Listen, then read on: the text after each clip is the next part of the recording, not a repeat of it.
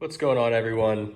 I figured I'd just give an update on the bike and what's going on with it right now, because in the last ride I went on, it was very wet and it was very sandy, and I took a pretty bad crash. So while I was healing up, I took the time to tear the bike back down, clean everything up, re-grease the bearings, and replace what needed to be replaced.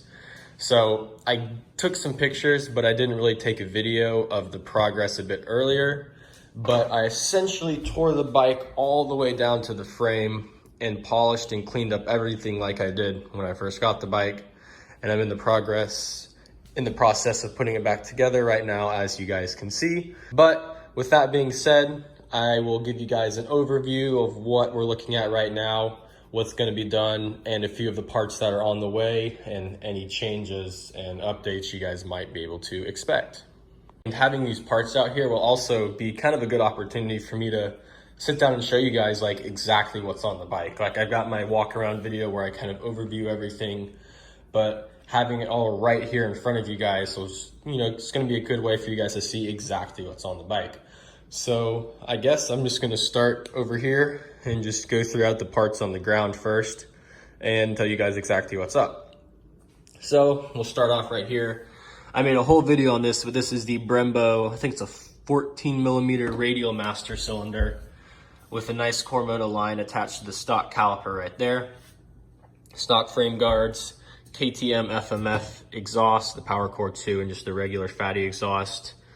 Frame guards, and then you see my Warp 9 wheels with my sticky Michelin tires, stock chain guide, stock bar mounts. I've got the MIG lock-on grips right now.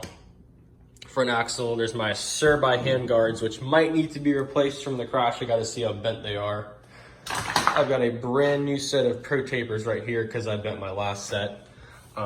Tusk brake pedal, Tusk shifter, some eBay foot pegs, which have lasted way longer than I expected.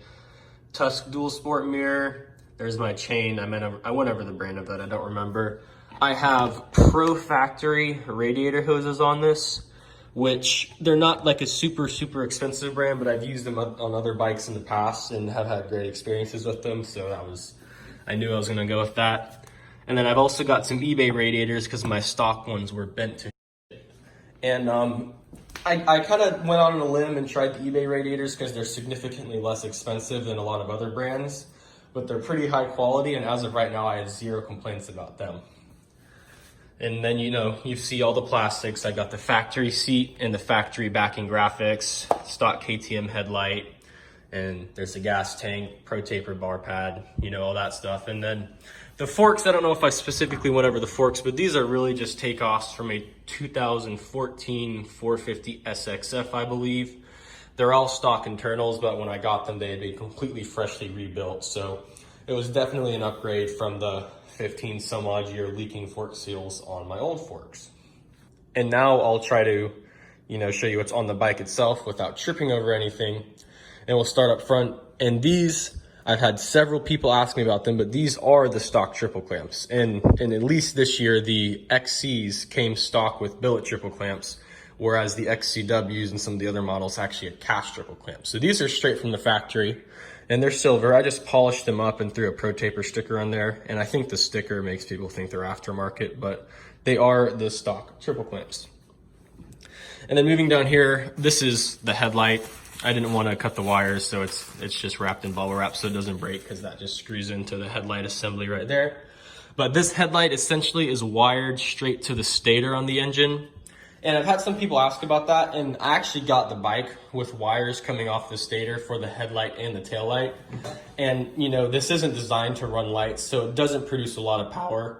And at low RPMs, the light is really dim, but it's still attached to it. But basically it just comes in here, and these are all wrapped up. I got to tidy this up, but there's a ground right here, and then there's a positive one that comes off of the stator mixed in with all this stuff. And I literally just run the positive and the negative straight to the headlight. So that's how the headlight runs. Stock CDI. The engine is pretty much stock with a fresh piston and a fresh clutch, but I've got the Boyson covers on both sides, freshly rebuilt carburetor with some hoses and little bling pieces. And then right here is the wiring harness for my indicators and my running lights and my tail lights, which are actually completely separate from the wiring harness on the motorcycle. Like this, I mean, you can see this harness is totally separate right now. And right here is where I took off the stock LED strip and I attached this KTM tail light to it right there. So I can show you guys, click that button right there. Try not to step on any of these parts. And nice looking tail light that is way more visible. And now my license plate is hopefully gonna stay in place. You can see where part of it is sheared off from the jumps and stupid stuff I've done on the motorcycle before. And brake light works perfectly fine, but the brake light switch is right there because it is not on the motorcycle right now, but rest assured that I do actually have brake lights. And then we'll just kind of come back here and, I mean, you can see Warp 9 rear wheel as well. And then I think I went over the shock. It's got like a Race Tech cartridge and upgraded internals and an I-box spring on it. And it's very hard to get to around all these parts, but you can see it right there. And then, you know, I've got the battery tucked up in the airbox. Basically, I just took the bike apart. I re-greased all the bearings and I just cleaned everything up. I got a bunch of the stuff off of it. As you can see, it looks much neater and cleaner on the inside, and you know, just trying to get it so it runs nice. Re-greased the bearings so the rear wheel spins very nicely. It's kind of cool. I gotta put the chain on and I gotta finish assembling the bike. But that's really just an update of where we are now, because I had a couple of my friends ask me about it, and I figured it'd be nice to make a little video and show what I'm actually doing with the bike, in case anyone was wondering why I haven't posted really anything on my YouTube in the past few months. But I have been responding to the comments that I see, and I've been noticing more people subscribing to my channel, and I do appreciate that.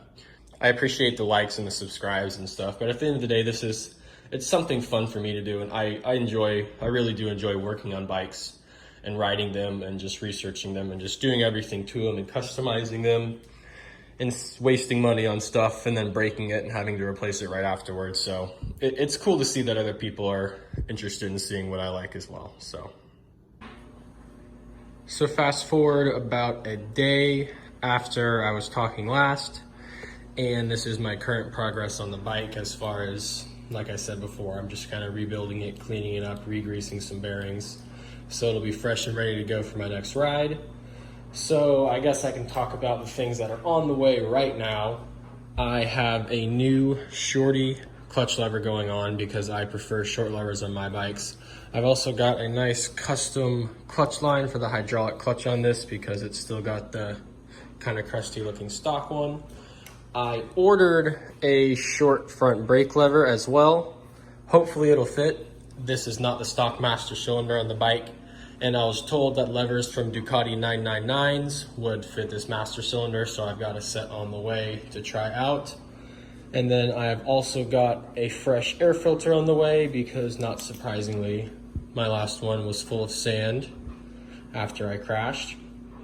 And as far as that, I plan on, I need to get a bit of wire to extend the lights from these blinkers so it'll actually reach all the way down here into the main part of the wiring harness, which sits in the airbox. I got a fresh kickstand spring, and you guys can see I polished a lot of stuff up, and I mean, I really just cleaned the bike up, and you can see it's worn down and she gets beaten on, you know, like I ride it, but at the same time I wanted to, you know, freshen it up and make sure it was really clean and looking good for my next ride. So I've got a new video with the footage from my last ride on this bike that I'm in the process of putting together. So there will be a video of that coming out sometime in the future. And that's pretty much the end of the updates for now.